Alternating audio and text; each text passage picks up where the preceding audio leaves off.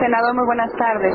Queríamos hablar con usted, senador, sobre la revocación, sobre esto que están dando los juristas que vinieron precisamente al debate del Senado de la República, como Raúl Carrancá, el doctor Jaime Cárdenas, que están hablando de esto de traición a la patria de Felipe Calderón.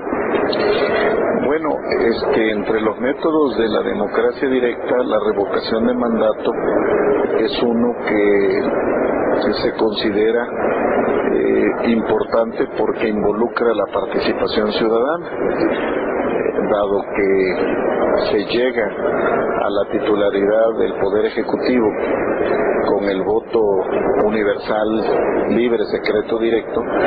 Se considera que el someterse de nueva cuenta al veredicto ciudadano es la forma apropiada para remover a un titular del Poder Ejecutivo, en el caso de México, al presidente de la República. De los países de América Latina, particularmente, el referéndum con carácter de revocación de mandato lo tiene en su constitución Venezuela. Y ustedes recordarán que ya en una ocasión se juntó el número de firmas suficientes para darle trámite al procedimiento y el presidente de Venezuela, Hugo Chávez, se sometió al mandato revocatorio y lo ganó. Fue ratificado por la mayoría de los ciudadanos venezolanos.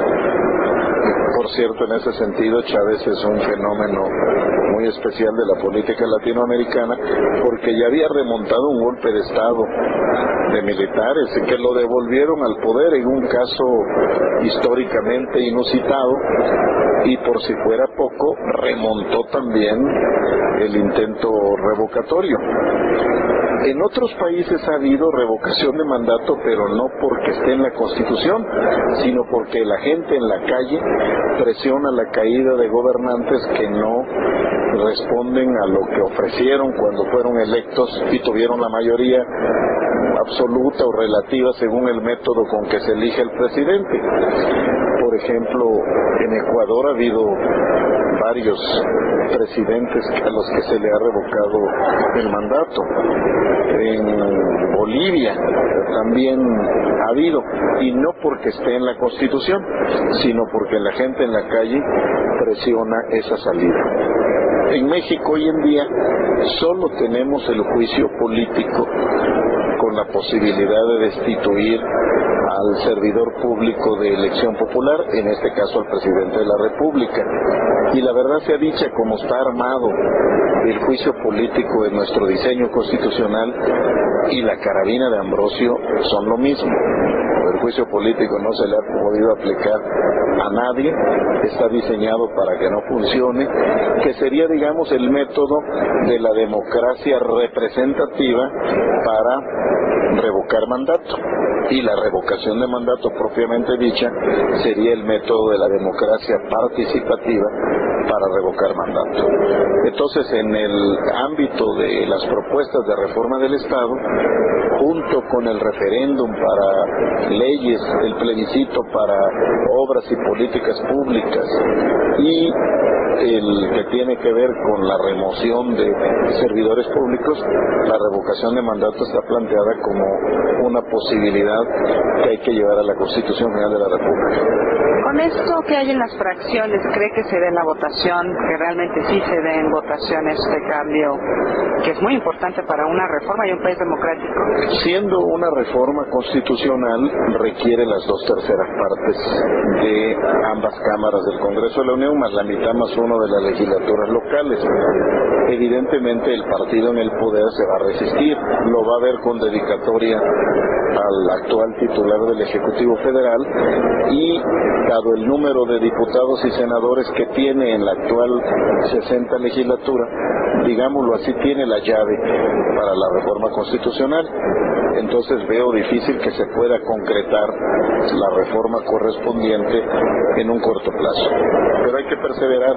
Ha habido gobernantes del Distrito Federal, claramente Andrés Manuel López Obrador, que sí se ha sometido a alguna forma de referéndum revocatorio a la mitad de su mandato, si bien no constitucionalizado, sí a través de unos mecanismos de opinión pública que han sido pues útiles abriendo brecha en este tema.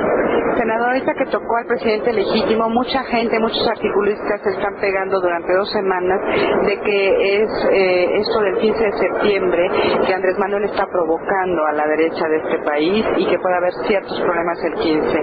¿Qué le diría usted a los radioescuchas, a la gente de cuál va a estar leyendo su entrevista, la va a estar oyendo? Bueno, es un tremendismo de una parte de la derecha, porque lo cierto es que ya hubo un grito alterno el año pasado, en 2007, y en 2006 Fox optó por abandonar la plaza e irse a dar el grito a Dolores Hidalgo en Guanajuato, y efectivamente en este sentido yo no diría que no hay ninguna provocación, es simple y sencillamente una expresión. El grito no es propiedad de nadie, es una expresión del nacionalismo de los mexicanos, y en ese sentido yo creo que es tremendismo de la derecha lo que están planteando. Senador, y por último nada más, el Milenio tiene 2 semanas hablando de que hay una fractura entre PRD, Partido de Convergencia, y PT, y con declaraciones de Acosta Naranjo hoy en la mañana diciendo que bueno, va a entrarle a los comicios del 2009 con 3 condiciones: que pongan a sus candidatos, que no se van a ir a aquellos comicios donde ellos tengan más. Este tipo de declaraciones perjudica mucho a la izquierda, a todos los movimientos que estamos. No toda la gente del movimiento es gente de izquierda, es gente ciudadana, es un movimiento ciudadano. ¿Qué me puede decir usted? ¿Qué está pasando en el PRD? Bueno, yo creo que hay que llamar a la serenidad a los actores políticos, a los que tienen posiciones de dirigencia, para que no colmen las posibilidades de la alianza. De por sí, las negociaciones entre los partidos cuando se trata de cargos de elección popular es difícil. Legítimamente cada quien quiere pues tener el mayor número de candidaturas, y ahí hay que tomar en cuenta pues lo que orientan de alguna manera los sondeos de opinión, las encuestas de quién puede ser el candidato que nos lleve al triunfo. Y hay unas plazas en donde sin lugar a dudas pueden ser personas de Convergencia, pueden ser del Partido del Trabajo, pueden ser del PRD, y hay que respetar ese criterio esencial. Pero yo creo que yo acabo de estar en Tabasco, estuvimos en un evento que invitaron los empresarios para efectos de externar sus preocupaciones sobre la inseguridad pública en el Estado, y en la misma mesa estuvimos la delegación del PRD que la delegación de Convergencia. Yo creo que fuera de estos batallas orales entre algunos dirigentes, no hay un quebrantamiento de esta alianza en todos los niveles y en todas partes. Senador, sobre esta situación que se da sobre la revocación de mandato, el grupo de juristas que han elaborado incluso un documento que al parecer el 15 de septiembre va a haber módulos para que la gente pase a firmar, habla sobre traición a la patria, tanto a Felipe Calderón como incluso a los mismos senadores o personas que fueran a aprobar lo que son las reformas energéticas en los términos de la iniciativa de Calderón. Sí, hoy en día, como mencionaba yo, en la Constitución no está contemplada la figura de reconvocación de mandato a través de un referéndum que consulte a la población.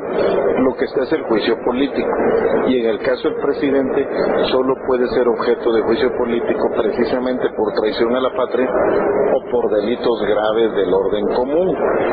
Entonces, en alguna forma, el planteamiento de los juristas es interesante en cuanto que Una forma de expresarse la traición a la patria es pretender burlar la Constitución, que por lo demás no lo logra, con medidas legaloides que sirven de subterfugio para tratar de privatizar partes importantes de la industria petrolera, no de Pemex, porque ahí se lucen con el discurso de que no venden un tornillo de Pemex, pero la privatización no solo consiste en la venta de activos, también en la transferencia de actividades que están reservadas al Estado y que se le retiran para concesionárselas o entregárselas al sector privado.